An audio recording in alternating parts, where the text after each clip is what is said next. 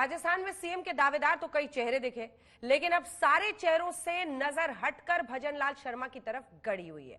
वसुंधरा राजे के फिर से सीएम बनने के अरमा अधूरे रह गए। उन्होंने बहुत कोशिशें की, प्रेशर पॉलिटिक्स भी आजमाई, लेकिन हाईकमान ने उनके नाम पर मुहर नहीं लगाई। बाबा बालकनाथ योगी से लेकर गजेंद्र सिंह शेखावत और किरोड़ी लाल मीणा से लेकर अश्विनी वैष्णव तक सिर्फ चर्चा में आकर ही रह गए और बाजी मार ले गए भजनलाल शर्मा।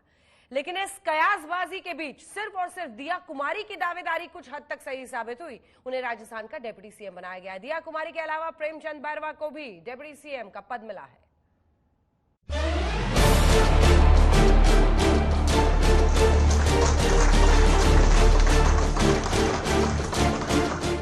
राजस्थान में खत्म हुआ सियासी सस्पेंस।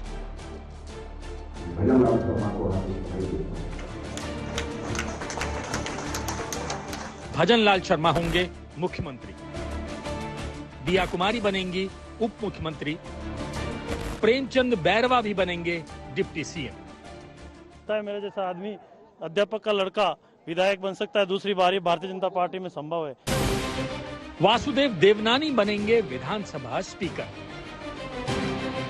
9वें दिन राजस्थान के सीएम का सस्पेंस खुला तो कहीं खुशी कहीं गम दिखा।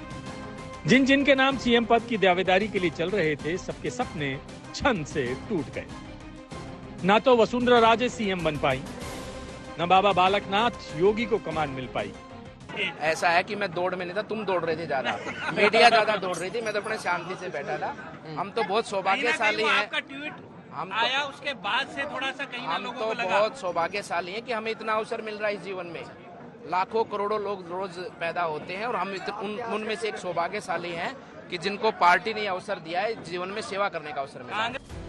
ना गजेंद्र सिंह शेखावत ही सीएम बन पाए, किरोड़ी लाल मीणा का नाम भी सिर्फ चर्चा में आकर रह गया। सर, आपका भी नाम सामने आ रहा था कि आप भी मुख्यमंत्री। मैं तो नहीं बना ना।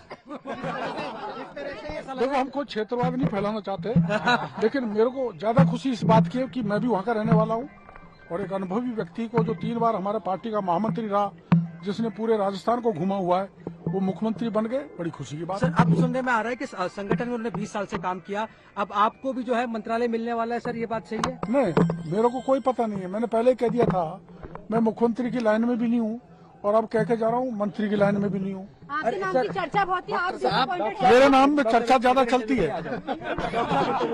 मेरे नाम की चर्चा ही चर्चा चलती रहती है।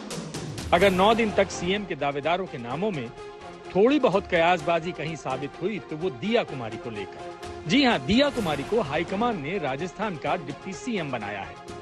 सभी प्रभारी गण का सबका धन्यवाद दूंगी कि आपने मुझे ये जिम्मेदारी सौंपी है और बिल्कुल पूरा प्रयास रहेगा कि मैं अपनी तरफ से सब कुछ करूंगी, काम करेंगे, अभी भी किया ही है। और बहुत मुझे लगता है कि भारतीय जनता पार्टी पे जो जिस तरह से जनता ने विश्वास जताया है और माननीय प्रधानमंत्री जी के अब दिशा निर्देश में, उनके मार्गदर्शन में हम लोग भी काम करेंगे और बिल्कुल बहुत बहुत बड़ी जिम्मेदारी। मैं उनका बहुत बहुत धन्यवाद देती हूँ, आभार व्यक्त करती हूँ।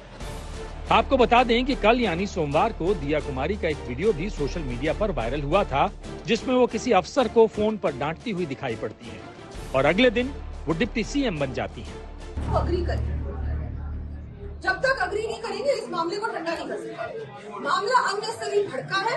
इस मामले को 2 घंटे पहले जब मैंने इनसे बात की थी, इन्होंने मुझे कहा था मैडम मैं देखता हूँ, मैडम मैं देखता हूँ। अब देख लिया ना क्या हो। मैंने इनको ये तब कहा था कि आपको गहलोत जी ने लगाया ना, बीजेपी की सरकार आ रही है, 4 दिन में हटेंगे आप यहाँ से। ऐसी जगह जाएंगे तो पता भी नहीं पड़ेगा कहाँ गए।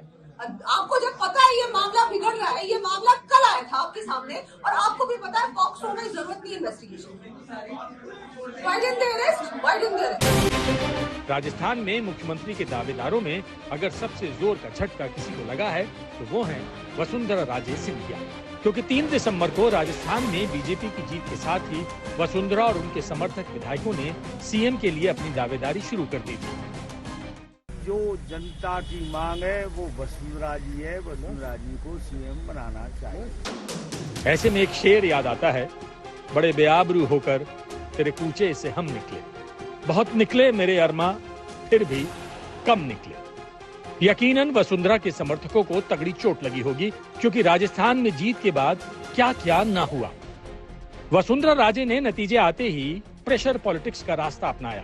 पहले खबर आई कि 20 विधायक वसुंधरा राजे से मिलने उनके घर पहुंचे हैं। बाद में संख्या 25 बताई जाने लगी और आखिर में 70 विधायकों के वसुंधरा के संपर्क में होने का दावा किया गया। इसके बाद एक और दावा किया गया। एक बीजेपी विधायक ललित मीणा के पिता हेमराज मीणा ने वसुंधरा के बेटे दुष्यंत पर विधायकों की बाड़ेबंदी करने का सनसनीखेज आरोप लगा दिया। हेमराज ने कहा कि वसुंधरा के सांसद बेटे दुष्यंत ने सीकर रोड पर बने आपड़ो राजस्थान रिसोर्ट में झालावाड़ा के 3 और बारां के 3 विधायकों को बाड़ेबंदी करके रखा है। हेमराज मीणा ने यह भी कहा कि जब वो अपने बेटे ललित को रिसोर्ट से लेने पहुंचे तो अंता के विधायक कंवरलाल मीणा ने ललित को रिसोर्ट से जाने नहीं दिया। इसके बाद वसुंधरा राजे दिल्ली आ गई और उन्होंने बीजेपी अध्यक्ष जेपी नड्डा और गृह मंत्री अमित शाह से भी मुलाकात की। उस वक्त पत्ते नहीं खुले कि वो दिल्ली से जयपुर बैरंग लौटी हैं या फिर केंद्रीय नेतृत्व के किसी वायदे के साथ। लेकिन आज सब कुछ शीशे की तरह साफ हो गया कि पार्टी हाईकमान ने पर्ची पर नाम तो भजनलाल शर्मा का लिखा था। यानी बीजेपी ने राजस्थान के सीएम के लिए नए चेहरे का चयन करके सबको चौंका दिया। आइए आपको पीएम मोदी की ज़बानी सुनाते हैं कि बीजेपी कैसे मुख्यमंत्री चुनती है।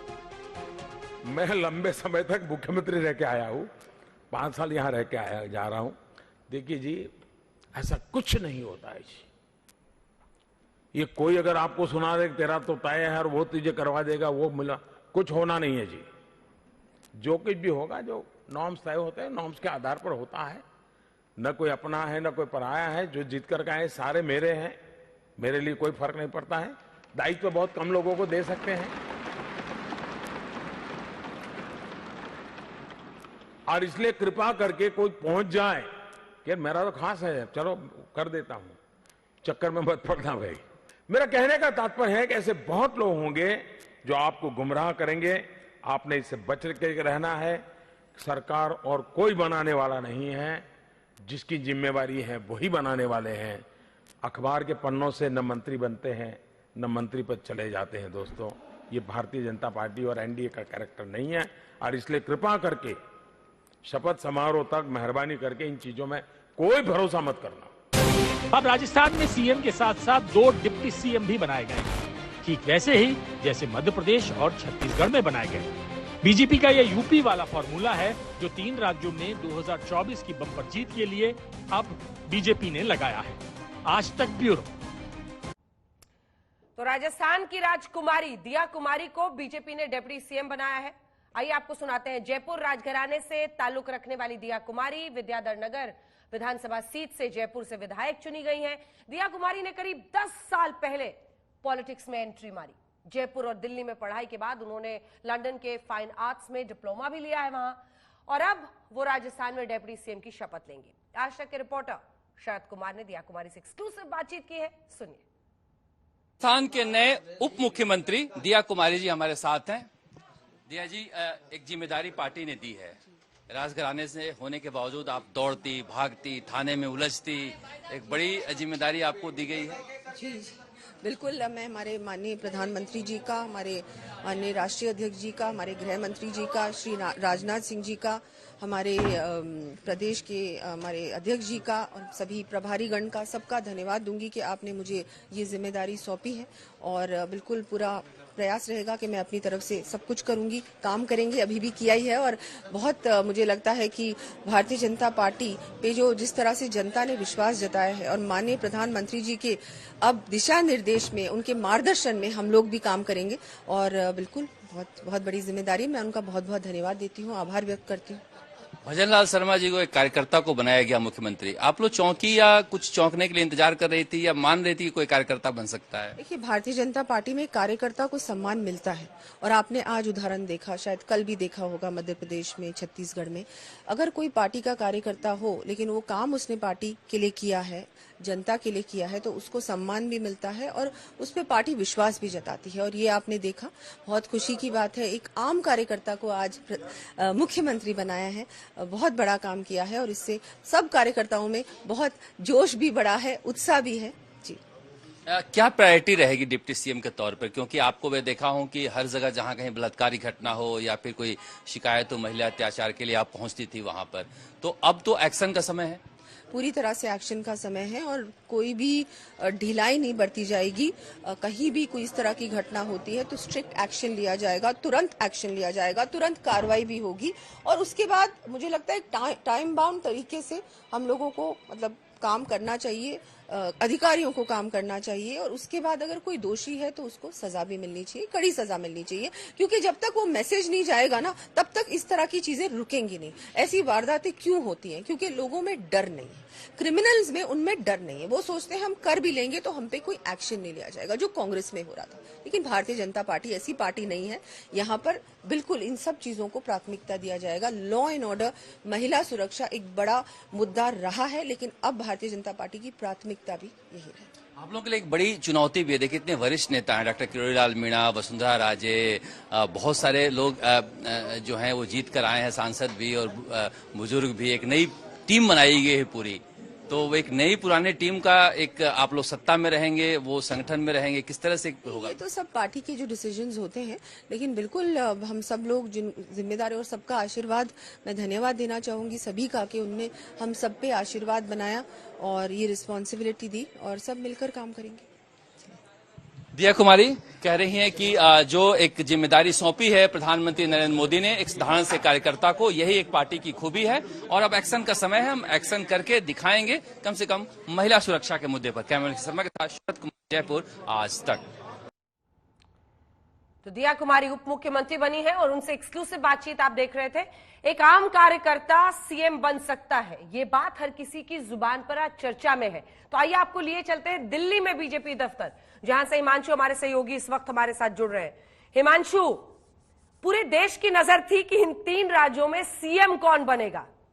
क्या दिग्गज टिके रहेंगे या फिर मठाधीशी का अंत होगा, जी हजूरी को नकार दिया जाएगा? ऐसे चेहरे आएंगे जिससे ये विश्वास लोगों में फैले कि कोई भी कार्यकर्ता सीएम बन सकता है। और प्रधानमंत्री नरेंद्र मोदी ने आज इसी सोच पर मुहर लगाई है। देखिए, बिल्कुल एक चीज तो प्रधानमंत्री ने साफ कर दी कि कोई भी कार्यकर्ता जो है वो सीएम बन सकता है या पार्टी और सरकार में किसी भी पद से नवाजा जा सकता है अजिंदा। और इसकी शुरुआत प्रधानमंत्री नरेंद्र मोदी ने 2014 के विधानसभा हरियाणा से की थी, जब मनोहर लाल खट्टर को मुख्यमंत्री बनाया था। तब किसी ने उनका नाम भी नहीं सुना था कि वो मुख्यमंत्री बनेंगे, लेकिन वो मुख्यमंत्री बने और दूसरी बार बने। उसके बाद जिस तरीके से, चाहे वो मध्य प्रदेश हो या छत्तीसगढ़ हो, प्रधानमंत्री ने ये साफ कर दिया कि कार्यकर्ताओं का सम्मान होगा। लेकिन एक चीज को आपको देखना होगा कि अगर ब्राह्मण चेहरे को यहाँ पे मुख्यमंत्री बनाया, नॉन कंट्रोवर्शियल है। अगर किसी जातीय समीकरण को ध्यान में रखते हुए बनाते, चाहे वो जाट होता, गुर्जर होता, मीना होता या अदर कास्ट होते, तो वो कहीं ना कहीं उनके अंदर एक आपसी खींचतान रहती है इन जातियों में। तो एक नॉन कंट्रोवर्शियल जाति से चुन के लेके आए और साथ ही साथ 2 डिप्टी चीफ मिनिस्टर। यही काम जो है मध्य प्रदेश में किया, ओबीसी लेके आए, यादव चेहरा बनाया, मोहन यादव को चेहरा बनाया। और मोहन यादव ऐसे हैं कि वहां अगर देखें यादव जातीय समीकरणों को साधा, चाहे वो हरियाणा हो, जो मध्य प्रदेश में भी यादवों का है, बिहार है, उत्तर प्रदेश है, ये ऐसी बेल्ट है जहां यादव है। और भारतीय जनता पार्टी अभी तक गैर यादव ओबीसी की राजनीति करती थी, उसमें यादव को भी जोड़ दिया। शरद से भी यही बात पहले हो रही थी कि जिसे हम चौंकाने वाला चेहरा कह रहे हैं, वो दरअसल बहुत शायद सोच समझकर रणनीति के तहत चेहरों को चुना गया है इन तीनों राज्यों में सीएम के।